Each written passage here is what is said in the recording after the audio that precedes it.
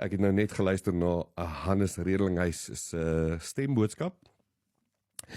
En hy maak die punt, hy het 6 video's gekyk en ek het niks gesê nie. Ja, ek het nie regtig probeer iets sê nie. Ek het maar net ontbloot, ek het maar net 'n begin probeer maak. Ek het probeer uitwys dat die manier hoe jy werk met mense is om hulle te beledig, soos wat jy gedoen het. Ek is bly ek was reg daar. En ook label en dismiss.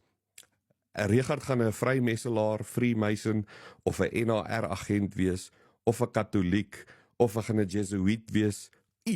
Iets, daar gaan 'n label wees. As jy vir my 'n label wil gee, noem my 'n gereformeerde Christen. Ek is happy met dit. Ja.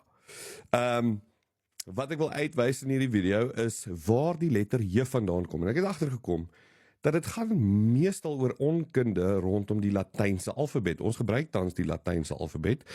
En waar kom die letter J vandaan? Ek gaan iemand anders kry om dit vir jou uit te wys.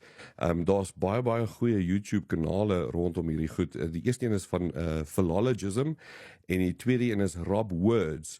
Baie goeie video's. En ek het ook 'n stukkie hier ingesit sodat jy kan sien die Engelse vertalings voor die King James, hoe dit gelyk het daarin.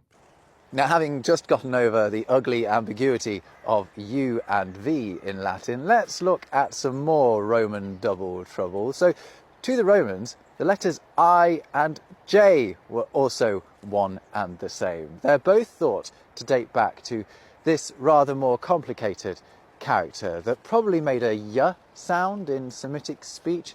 The shape itself may have started out as a pictogram of a hand and a forearm, actually. Anyway, it was simplified significantly as it moved through the civilizations. Now, for the Romans, I served 2 purposes: as a consonant, making that Y sound, and also as a vowel, like it does for us. I mean, just look at how the Romans spelt Julius, like Julius Caesar.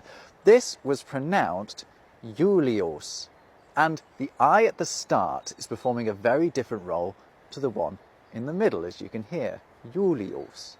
J came into being later when scribes wanted to differentiate between these 2 usages. Eventually, the elongated version became standard for representing the consonant.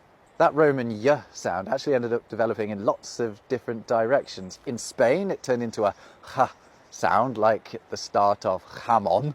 And in France, it became actually a J sound, like we use it now, although over the centuries it has softened to a J sound in French, like in joli or jambon.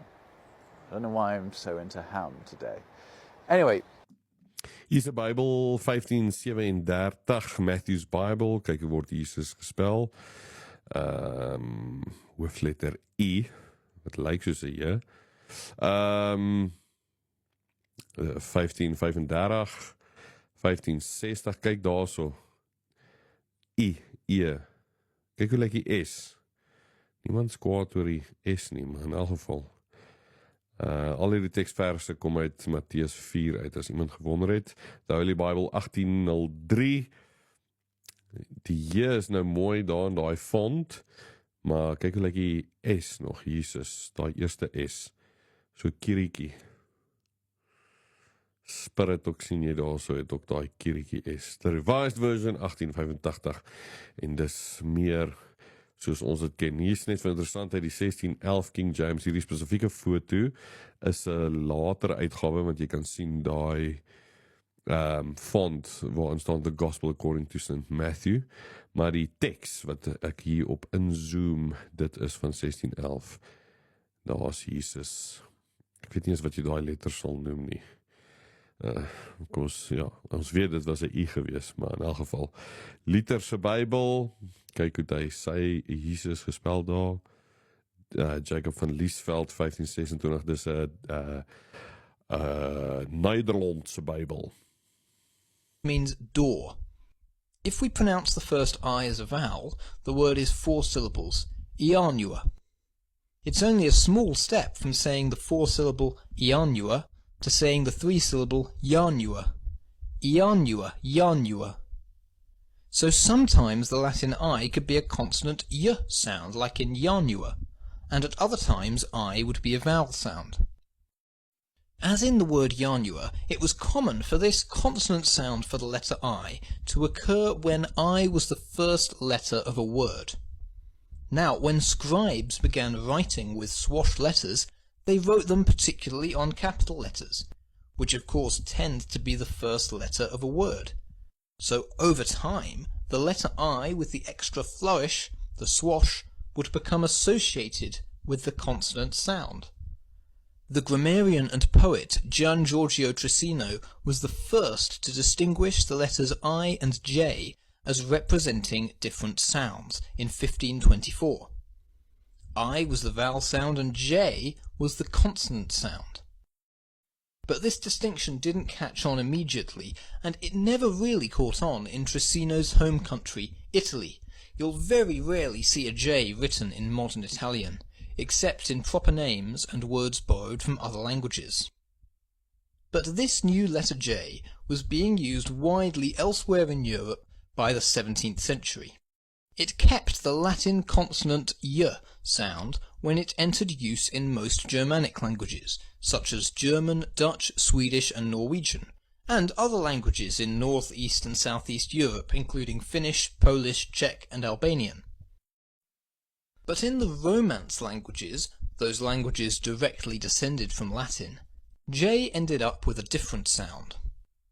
This was because the original y sound that Latin I had, when it was a consonant, had already undergone sound changes in those languages.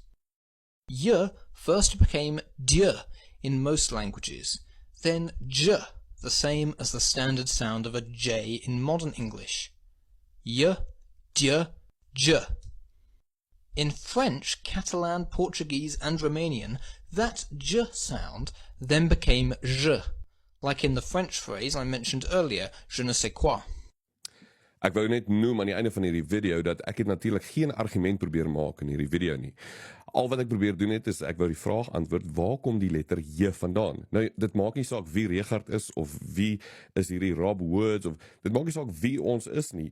Waar die letter J vandaan kom is onafhanklik van my bestaan of enigiemand anders se bestaan. Dit het gebeur op 'n sekere manier en dis hoe dit gebeur het. So, niks van hierdie video's, hierdie ouens probeer nie teologiese punte maak of te argumenteer vir dit is, so dit beteken dat die naam is dit glad nie. Dis waar die letter J vandaan kom. OK, wat nou? Ons weet nou dat dit was gebruik as 'n vokaal en 'n konsonant vir 'n J en 'n I klank. OK, goed, dit weet ons nou. Wat nou?